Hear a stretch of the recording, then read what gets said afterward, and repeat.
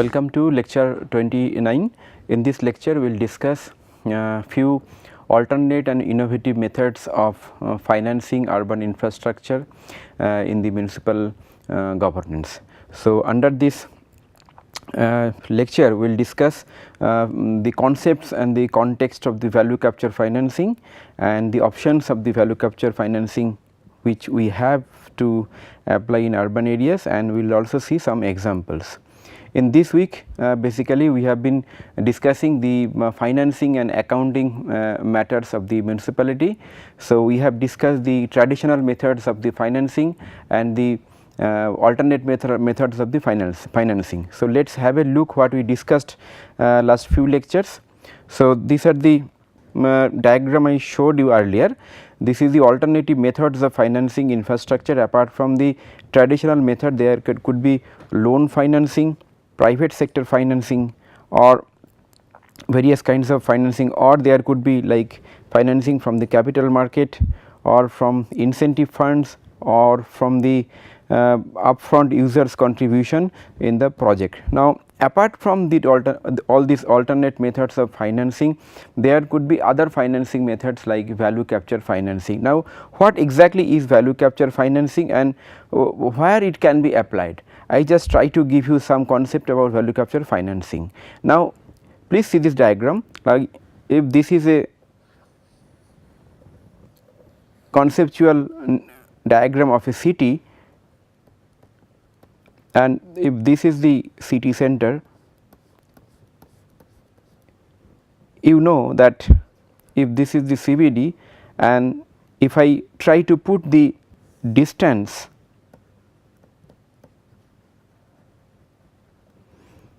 and land value, the graph will be something like that. If this is the CBD, so in the CBD it is the maximum land value and slowly it will go. So, this is the city center and this is the basically the periphery of the city. So, this curve is called bed rent curve, which basically shows the relationship between the distance and land value like this, land value, and more the distance the lesser the land value, lesser the distance higher the land value. So, this is the mechanism how it works. Now, suppose in this situation, in this periphery I am doing a road infrastructure like this. So, this is a new road which is coming up there. So, this is a new road which the public authority is going to construct. So, in this situation the scenario will be like, if this is your CBD and this is your land value curve or bid rent curve, then because of this road, this is the location of road,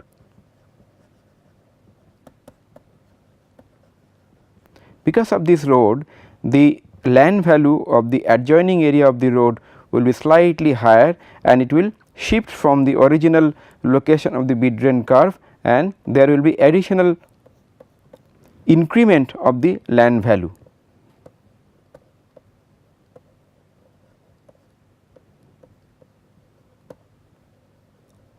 Right. So, this increment, and this is the road. I am just showing conceptually so that it is understandable. So, this is the normal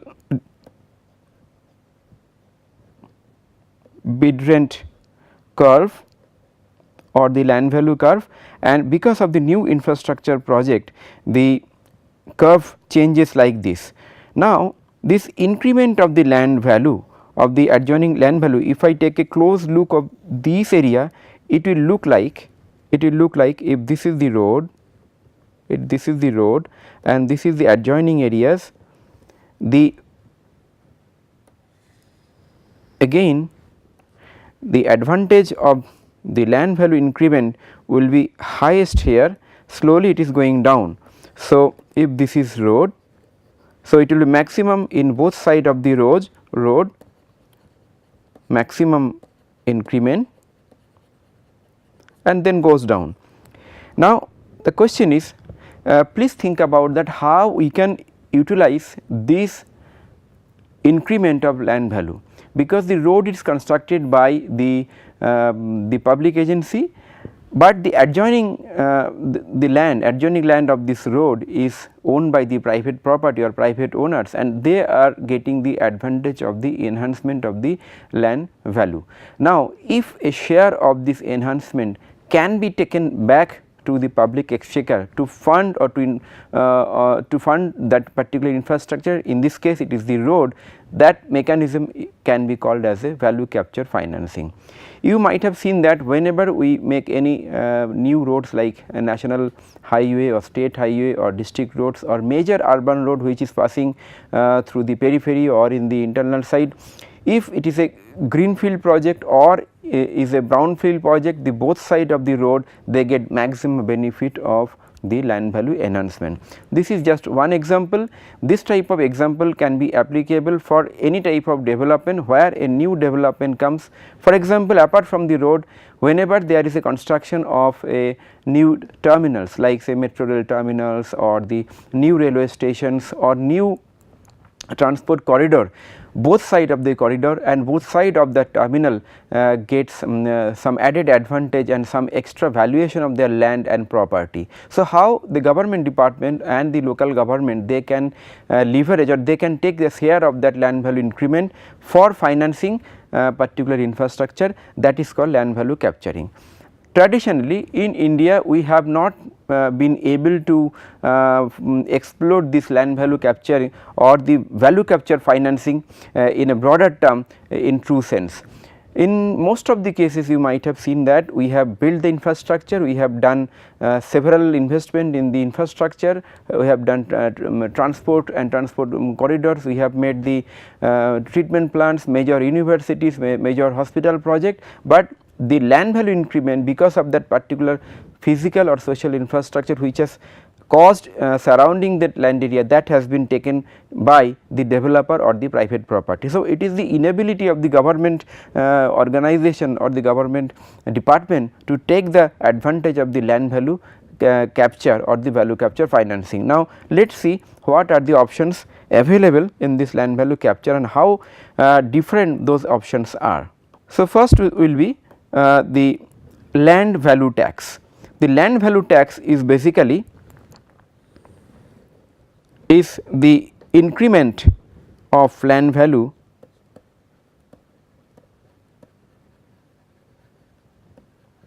of any land value. Now, it is different from the property tax, because property tax is a general tax which is taken by the municipality and which can be amount could be fixed by the municipality for a fixed amount every year, but land value can increase due to several reasons, and for that reason that additional value or some share of that value can be taken by the municipality. Second is the fees for changing of the land use. Suppose some land parcel is prescribed as per your land use plan or land use development and control plan as residential, and within that plan it is also recommended that there could be 10% of other mixing of land use. For example, it can be commercial, it can be institutional, etc. Now, the owner wishes to develop little more than 10%, that is 20% or 30%. The first question is that will you allow this additional other uses of the land, or you do not allow. If you allow this non-residential land uses, then on what ground and what is the condition and what is the fees for changing that land use. So, first of all, this kind of provision has to be there in your land use plan or land use control plan. So, therefore, your land use and development control plan LUDCP or land use plan, what we have discussed earlier, that should have the provision of this, and then we can charge some amount for changing of the land use. So, therefore, one is the value land value tax and second is the land the changing of the land use. Then third is the betterment levy. The betterment levy is the exactly what we discussed as an example in the beginning, that when government department constructs some public infrastructure, for example, it can be road, it can be terminals, it can be schools, it can be hospitals, etc., or it can be commercial center or any other, or like petrol pump, any public amenities or infrastructure. Now, based on this construction of the public infrastructure, the neighboring land gets the benefit of those location, and because of that government can levy an amount of the from the surrounding plot owners as a betterment levy. So, it is the share of the land value or share of the value addition due to some public infrastructure in a given area. The next is the like development charges. The development charges is basically it is charges, this charges is mandate for the developer. So, whenever there is a developer which is developing particular land or infrastructure, and because of that development there are some impact in the environment, Now, there are some impact which is not reversible and which is not allowed. So, as per the environmental laws, if this impact is reversible and if this impact is can be taken care of by several intervention, then the private developer will be asked to take actions and interventions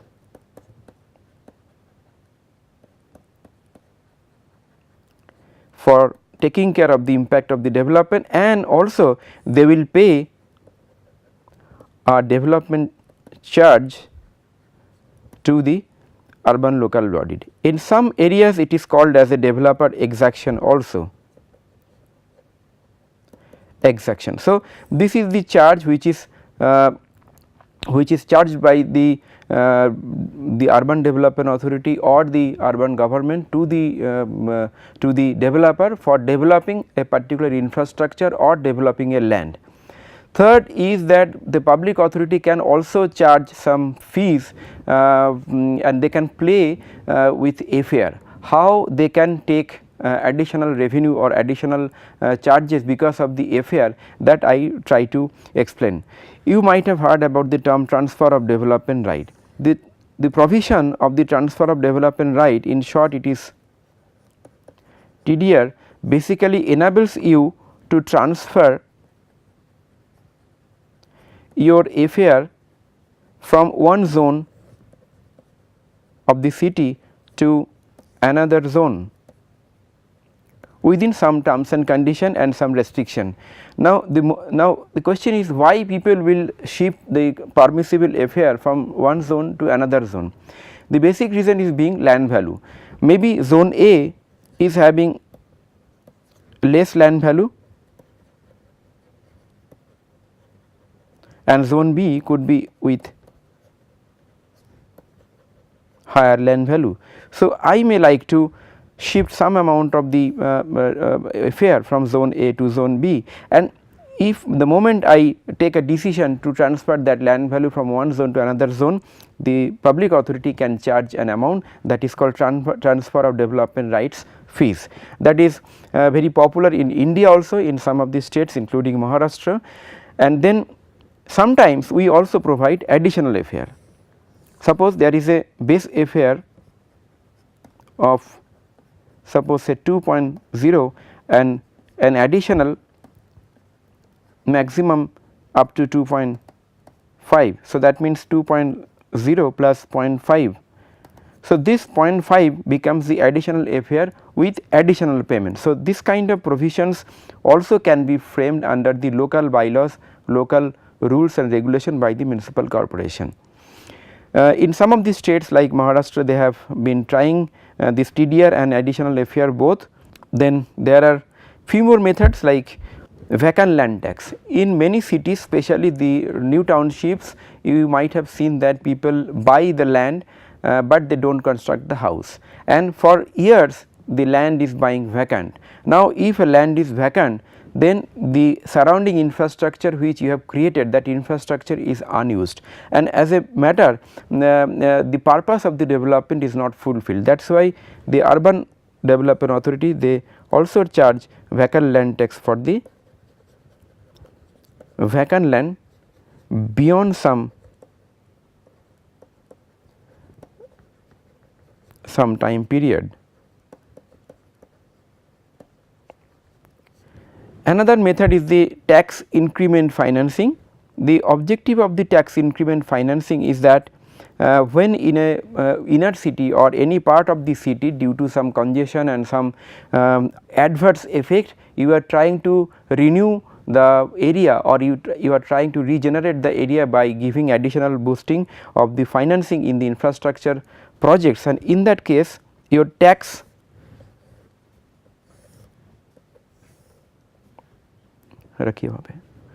this could be your basic value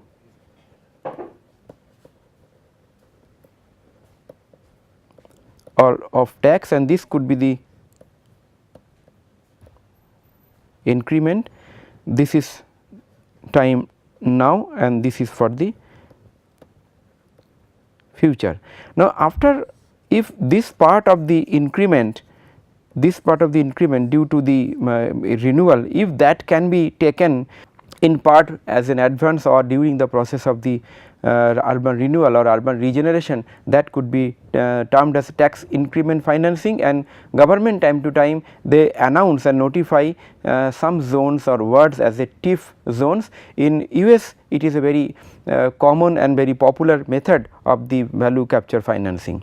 Then we have land based tools, how we assemble the land. We discussed thoroughly the land pooling scheme and the land acquisition both. In land acquisition we acquire land compulsorily, and in land pooling scheme we pool land, we develop, and then it is shared.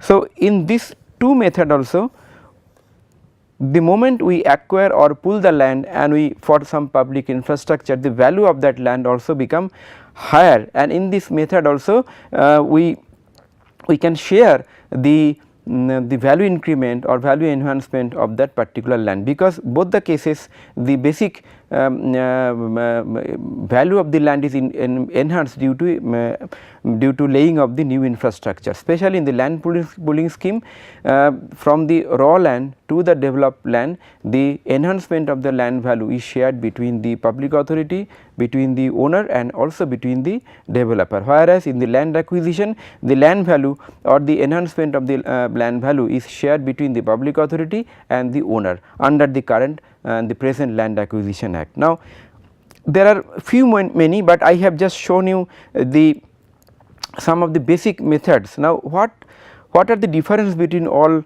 value capture financing? Let us have a look. So, under 4 categories we will discuss that for what, that means who what is the reason basically for this mechanism, then who pays, who is the funding, or who is the client here, or who is the end user of this product or all this or this tool, and how why they are paying, against what, is it a land or it is some right or infrastructure, etc., and it is executed by whom. These are the questions we are going to ask. So, land value tax is basically for value increment. Who pays? Basically any landowner will pay, individual against the land and in some cases also property. Executed by, it can be executed by urban local bodies or development authority. The change of land use is basically we are giving the additional amount of money because the desired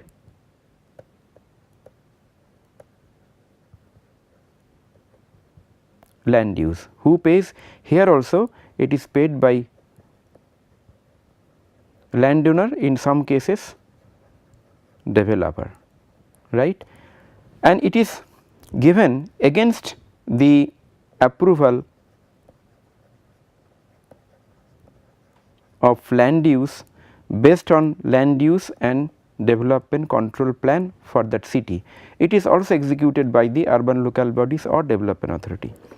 Then the betterment levy is levied or charged due to the value increment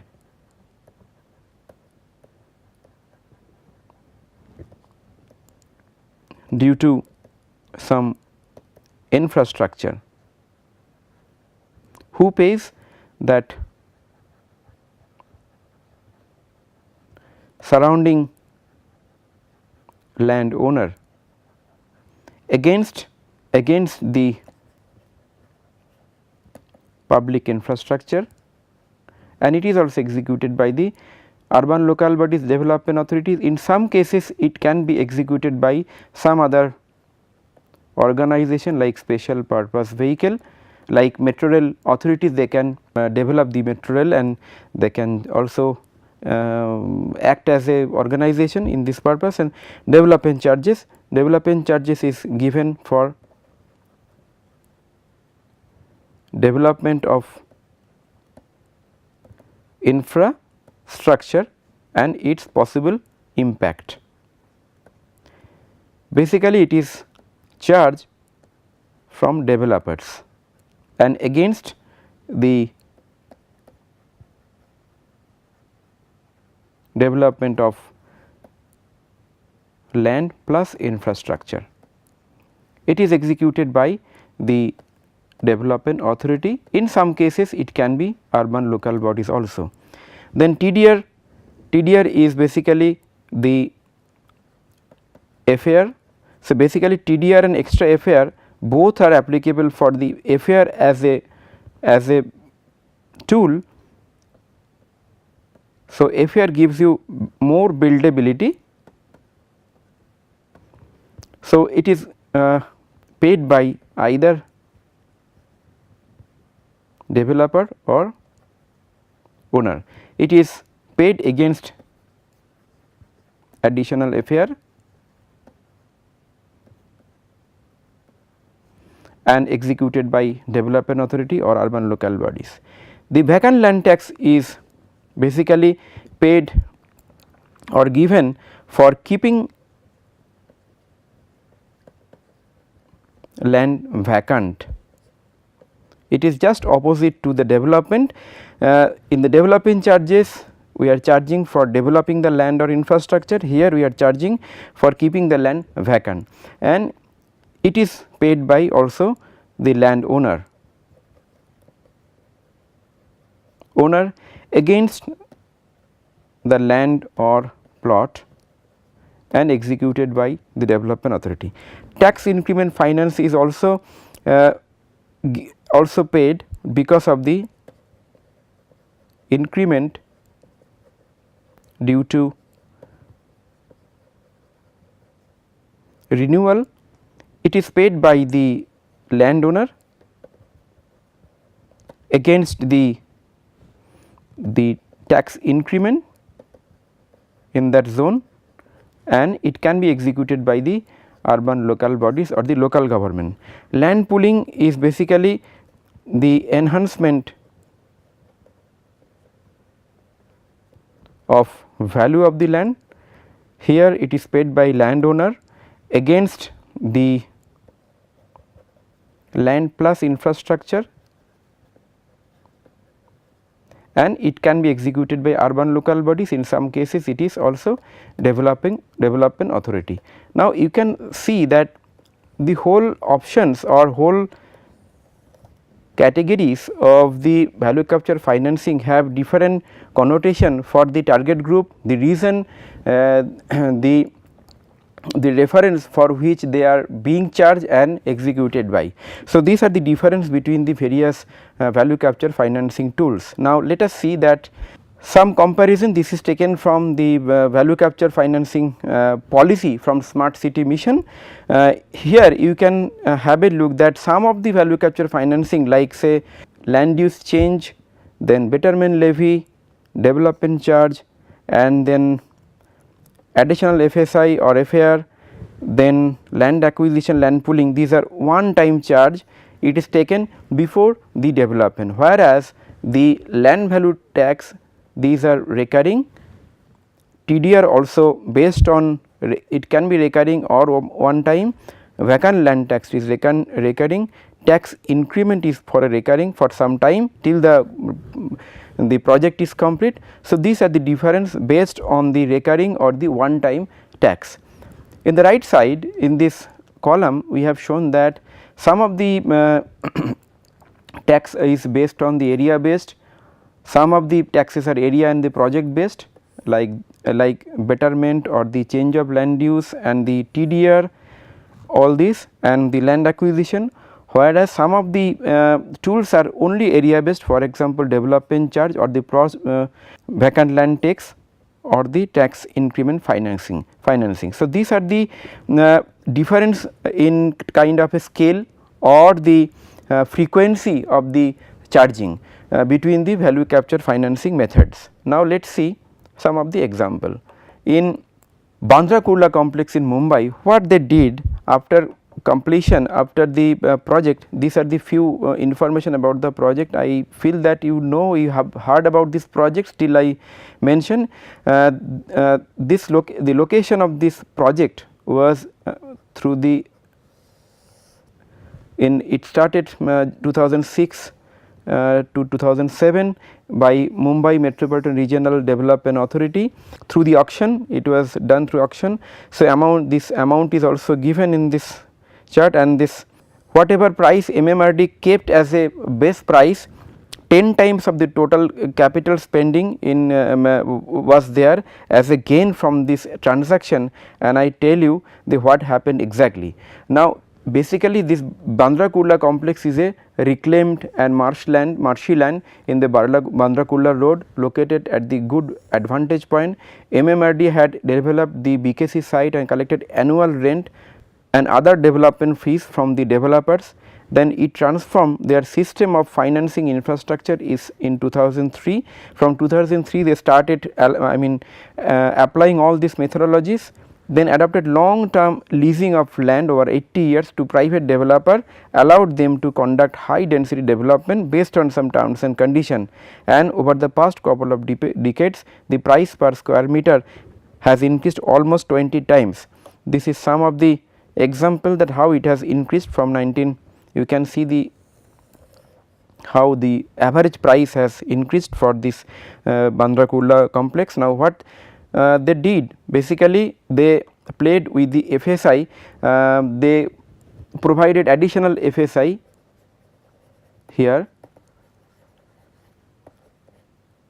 FSI for the residential area and also additional FSI for the commercial area. Because of that, the developer, they tried to bid the project or bid the land basically with a very high quotation or very high quote. That is why MMRDA got a very advantage of getting additional revenue through this case. So, key success factor was that involving the private players, here in this case private public partnership, and MMRD earmarked the individual and the land parcel for specific development purpose, then they auctioned the land, and supply has been generated in harmony with the demand through the phased release of the land. This is important because whenever there is a demand for the residential, they generated residential plot and auction that. Whenever there is a requirement of the commercial or the institutional plot, that was kind of auction. So, these are the kind of appropriateness during the decision making during the whole land transaction by a development authority. So, through this method they finance several infrastructure including one new metro rail system. They co-financed the road construction is Greater Mumbai, another 23 kilometer Trans Harbour Bridge which will connect Mumbai city, and not only that they also tried to connect the Mumbai using the Mumbai urban transport project. So, this kind of project they finance through the value capture financing from which was available after the Bandra Kurla complex development during the post 90s and early 2000 and that decade. So, I hope that you got some idea about the value capture financing. Now, the applications and your role in municipality will be to identify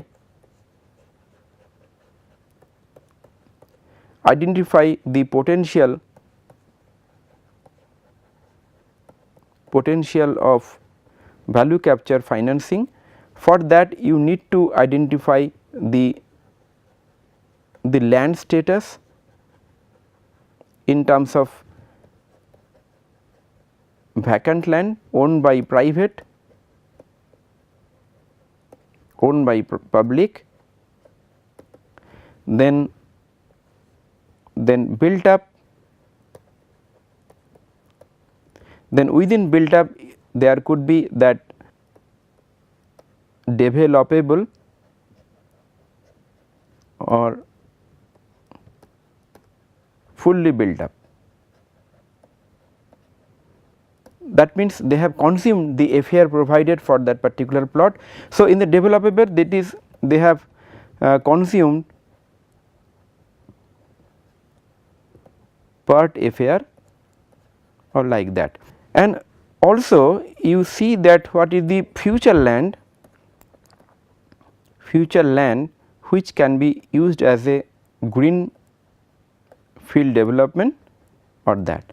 And apart from the land, basically you have to also see the other property and also public infrastructure which you are going to build in next 10 to 20 years. So, based on these, now here from the land status, if it is a private land not built, definitely you can use a land vacant land tax. The private land which is vacant you can use as to construction of the public infrastructure. The built up land which is developable, which has consumed part FAR, you can definitely play with FAR, or you can redensify. Even in the fully built up area you can redensify if the infrastructure is permitting. So, that discussion I had already in some of the lectures, I am not going into that. So, this redensification is possible by enhancement of FAR, and that also FAR can be saleable. For the future land, if you find some greenfield area, in the greenfield area you can try to develop township or large campuses and then take a share of the value enhancement from that project, and from the property you can definitely try the betterment levy.